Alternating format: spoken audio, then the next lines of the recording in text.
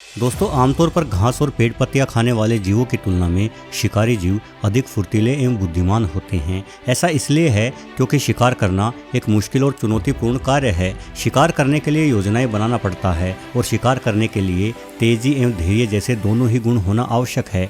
बार बार शिकार की गई कोशिशें ही शिकारी जानवरों को अधिक बुद्धिमान और तेज जीव बना देती है। यहाँ देखिए, ये जीव जो एक तरह की छिपकली है, असल में समुद्री इग्वाना के नाम से जानी जाती है। आमतौर पर यह छिपकली चट्टानों के मध्य में छुपकर अपना जीवन जीती है, किंतु भोजन की व्यवस्था के लिए इन्हें चट्टानों का साथ छोड़ना पड़ता है।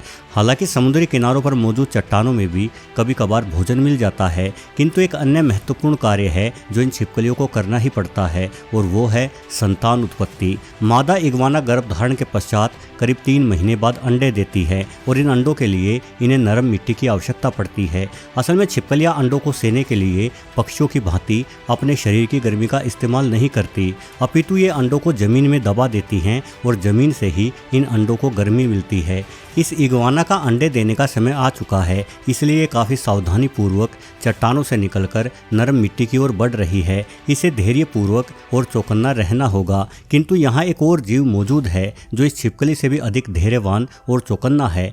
ये है गैलेपगस हॉक, जो कि बाजों के परिवार से संबंध रखता है। ये बाज लंबे समय से इग्वाना के चट्टानों से बाहर निकलने का ही इंतजार कर रहा था और अब इसकी उड़ान भरने की बारी है। बाज पर नजर पड़ते ही इग्वाना ने अंडे देने का इरादा त्याग दिया और अपनी जान बचाने के लिए ये तुरंत चट्टानों की ओर दौड़ लगाना शुरू कर देती है। ये छिपकली करीब 35 किलोमीटर प्रति घंटे की रफ्तार से दौड़ सकती है, किंतु बाज की तेजी के सामने इतनी गति पर्याप्त नहीं कही जा सकती। बाज करीब 150 किलोमीटर प्रति घंटे की अद्भुत रफ्तार से इग्वाना की ओर बढ़ता है और कुछ ही पलों में बेचारी इग्वाना को दबोच लेता है। बाज के नुकीले पंजे इग्वाना की त्वचा में धंस चुके हैं, लेकिन फिर भी अपनी ताकत के दम पर यह छिपकली आगे बढ़ी जा रही है। बाज का हमला बहुत ही जोरदार होता है। ये आसमान की ऊंचाई से अपने पूरे वजन का इस्तेमाल करते हुए हमला करते हैं।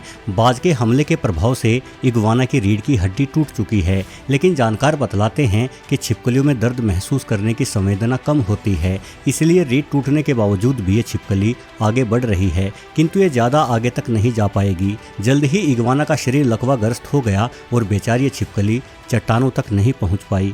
दोस्तों, वैसे सी इग्वाना समुद्री किनारों पर बनी छोटी चट्टानों पर ही निवास करती है, किंतु कुछ जीवों ने शिकारियों से खुद को बचाने के लिए बेहद ही ऊंचे चट्टानों को भी अपना घर बना रखा है। इन ऊंचे चट्टानों पर जीवित रहना बड़ा मुश्किल काम है, इसलिए पहाड़ी बकरियों को ये स्थान खुद की सुरक्षा के लिए उपयुक्त लगता है। पहाड़ी बकरियों के खुरों के नीचे का कठोर हिस्सा इस तरह से होता है कि ये पहाड़ियों पर से फिसलती नहीं है। यही कारण है कि ये बकरी हद दर्जे की दुर्गम चढ़ाइयों पर भी चढ़ जाती है, किंतु इन बकरियों को भी अपना भोजन बनाने के लिए कुछ तेज तर्रार शिकारी इन दुर्गम इलाकों में पहुंच गए हैं। स्नो लेपर्ड उन्हीं शिकारियों में से एक है। हालांकि भले ही इस शिकारी के नाम में लेपर्ड शब्द आता हो, किंतु जेनेटिक तौर पर वैज्ञानिक स्नो लेपर्ड को तेंदुओं की बजाय बाघों के अधिक करीब मानते हैं। ये माना जाता है कि अतीत में इस बर्फीले तेंदुए से ही बाघों की उत्पत्ति हुई है।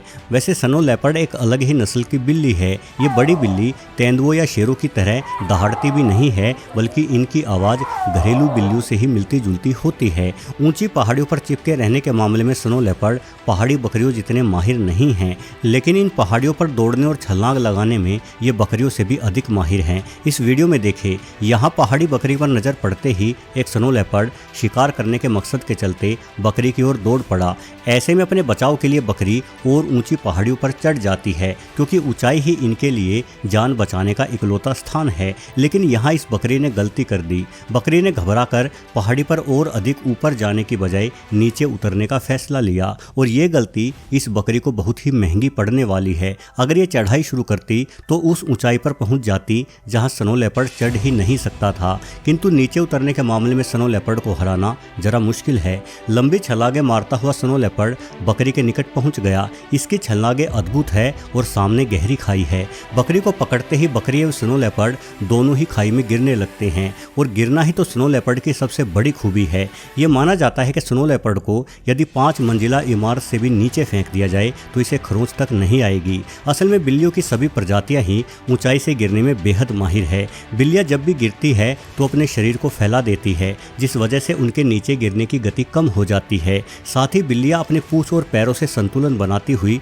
हवा में ही अपने शरीर को कई बार पलट सकती है। यही कारण है कि बिल्लियां हमेशा पैरों के बल ही जमीन पर गिरती है और बिल्लियों के पैरों की लचीली मांसपेशियां किसी स्प्रिंग की ही भांति कार्य करती हैं। ये मांसपेशियां नीचे गिरने के धक्के को बड़ी ही आसानी से झेल जाती हैं। स्नो लेपर्ड इन पहाड़ियों पर बकरी समेत ही लगातार नीचे गिरता हुआ चला जाता है। जरा सोचिए, यदि कोई इंसान इस तरह से गिर जाए तो उसकी क्या हालत हो। वैसे इस बकरी की हालत भी किसी इंसान जैसी ही हो रही होगी। पहाड़ियों से गिरने के कारण बकरी की अनेकों हड्डियां टूट चुकी होंगी, किंतु स्नो लेपर्ड का ऊंचाई से गिरने के बावजूद भी बाल तक बाका नहीं हुआ और अब इसकी दावत उड़ाने की बारी है।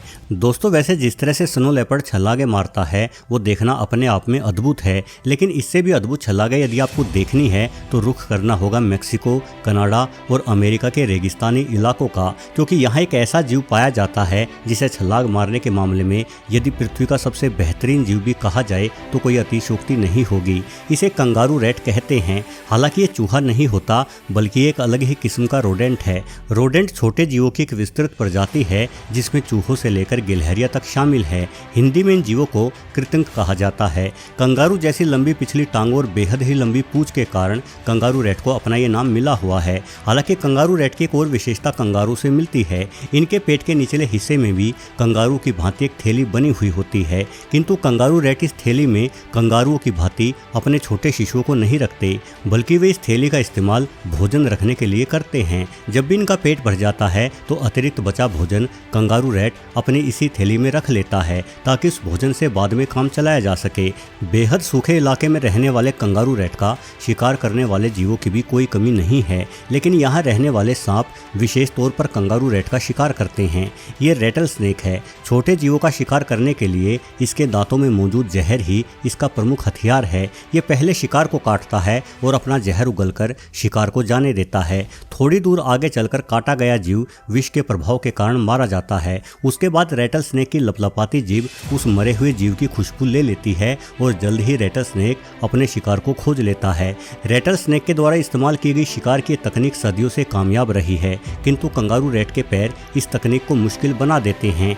जैसे ही रेटल स्नेक कंगारू रैट पर हमला करता है, कंगारू रैट एक शानदार छलांग मारता है, साथ ही अपनी टांगों से रेटल स्नेक को दूर भी धकेल रहा है। कंगारू रैट हवा में किसी भी ओर खुद को पलट सकता है। सिर्फ इतना ही नहीं, इसकी भारी पूंछ लहराती हुई इसे मनचाही दिशा की ओर भी आगे बढ़ा सकती है।